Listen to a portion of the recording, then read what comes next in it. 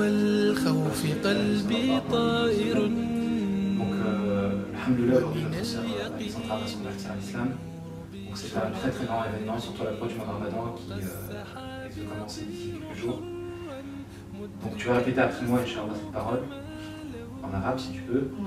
Ashhadu an la ilaha illallah wa ashhadu anna Muhammadan Rasulullah.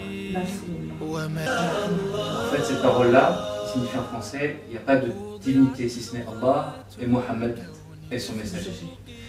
Apparemment, tu étais déjà profondément musulmane de par tes convictions. Tout à fait. Je vais juste t'expliquer en 2 minutes cette attestation de foi, et ensuite je te donnerai la parole pour que tu puisses nous donner tes impressions, Inch'Allah, par rapport à ta conversion. En fait, cette parole, elle signifie en français qu'il n'y a pas de divinité si ce n'est Allah et que Mohammed est son messager. Il n'y a pas de divinité, ça signifie que seul Allah mérite de t'orienter dans la vie, de diriger tes agissements, ta manière de penser. Donc quand tu attestes qu'il n'y a pas de divinité si ce n'est Allah, tu dessines un axe dans ta vie. Et l'axe, il aura pour modèle notre prophète. Donc normalement, une personne, quand elle se convertit à l'islam, tout change. Sa vision de voir les choses et sa manière d'agir dans la vie change. Ça doit changer. Parce que probablement, dès qu'on s'éloigne justement de la voie tracée par notre prophète, on se rapproche de la souffrance, de la misère, de la galère. Allah SWT dit dans le Coran, celui qui s'éloigne de notre rappel va mener une vie de galère et de gêne. Donc, si tu rentres dans l'islam et d'une bonne manière, tu quittes une vie de galère, de misère, pour une vie de bonheur. N'est-ce pas par le rappel d'Allah que les cœurs se tranquillisent? Quand on dit La ilaha illallah, Allah seul doit occuper l'espace de ton cœur. Tu ne dois vouloir que ce que Dieu veut. Tu dois faire de la volonté divine ta volonté.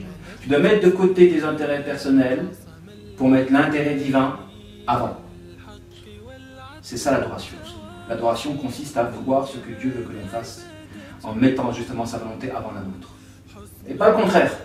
À mettre la volonté de notre ego au-dessus de la volonté divine et à assujettir l'islam à nos intérêts personnels et donc à prendre de la religion que ce qui nous intéresse et à réserver pour la religion musulmane que les miettes de nos journées, le surplus, les restes en fait. Non, quelqu'un quand il rentre dans la religion musulmane, il doit faire de la volonté divine sa volonté. Et il doit œuvrer dans ce sens-là en prenant pour modèle notre prophète Mohammed en vue d'obtenir le paradis éternellement. Malheureusement, à l'heure d'aujourd'hui, les gens, quand on dit qu'il n'y a pas de divinité si ce n'est Allah, ils ont mis d'autres choses dans leur cœur. Ils ont mis ce bas monde, ils ont mis le travail, ils ont mis la notoriété, ils ont mis le regard des gens, ils ont mis le sexe, ils ont mis l'argent, ils ont mis plein de choses dans leur cœur et leur personnalité, elle s'est éparpillée. Et quand ta personnalité, elle s'éparpille, en plaçant justement tes espérances en des choses qui ne méritent pas justement ton espérance, là tu vas connaître la déception. Parce que celui qui prend une divinité en dehors d'Allah va connaître justement l'abandon. Celui qui met à côté d'Allah une fausse divinité va se retrouver abandonné et méprisé.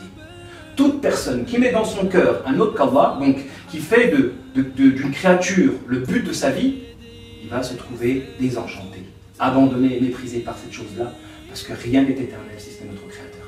Le bonheur authentique se trouve justement dans l'islam et pas ailleurs. Maintenant, il faut le suivre, ce chemin-là, en prenant pour modèle notre prophète dans la réalisation de la volonté divine. Allah ne nous a pas abandonnés à nous-mêmes, il nous a donné un modèle. Et on doit prendre justement ce modèle dans toute sa globalité, dans toute son entièreté. On ne prend pas justement ce qui nous intéresse et on assujettit encore à l'islam en nous penchant. Et c'est ce qui fait qu'à l'heure d'aujourd'hui, beaucoup de musulmans sont des musulmans uniquement d'apparence à l'heure d'aujourd'hui. Donc logiquement, si ton attestation est authentique, tout doit changer. Sur ta manière de voir les choses et ta manière d'agir.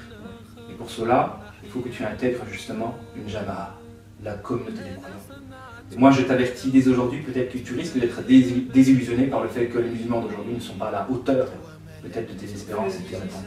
Parce que si tu souffres normalement et que nous, on est des musulmans authentiques, on ne doit pas te laisser souffrir. On doit faire de ta souffrance notre souffrance. Donc maintenant je vais te donner la parole, Inch'Allah, pour que tu nous donnes justement tes impressions par rapport à ta conversion, sachant que dans 2 jours ou 3 jours, le Ramadan va commencer, Inch'Allah. Alors, Qu'est-ce que tu peux nous dire? Là, je me sens soulagée, je sais pas, c'est comme si, ouais. Là, je suis la plus heureuse en fait. Tu peux te présenter ton parcours? Bien sûr, donc oui, donc c'est Alexandra, 35 ans bientôt, Inch'Allah, maman de 2 enfants, avec une vie pas très évidente depuis là. Et donc j'ai choisi ma voie, enfin Allah m'a appelée, pour moi c'est ça en fait. Hein.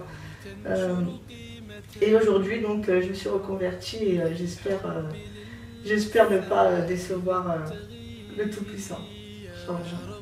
Bah, sache que tu es une récompense pour nous, une fraîcheur pour nos cœurs, parce que commencer le mois du Ramadan avec une conversion comme la tienne nous stimule à faire davantage, nous donne de l'espoir dans notre cœur, cette espérance qu'on a besoin justement pour chasser les ténèbres qui veulent nous faire désespérer, nous renfermer, nous faire déprimer, etc.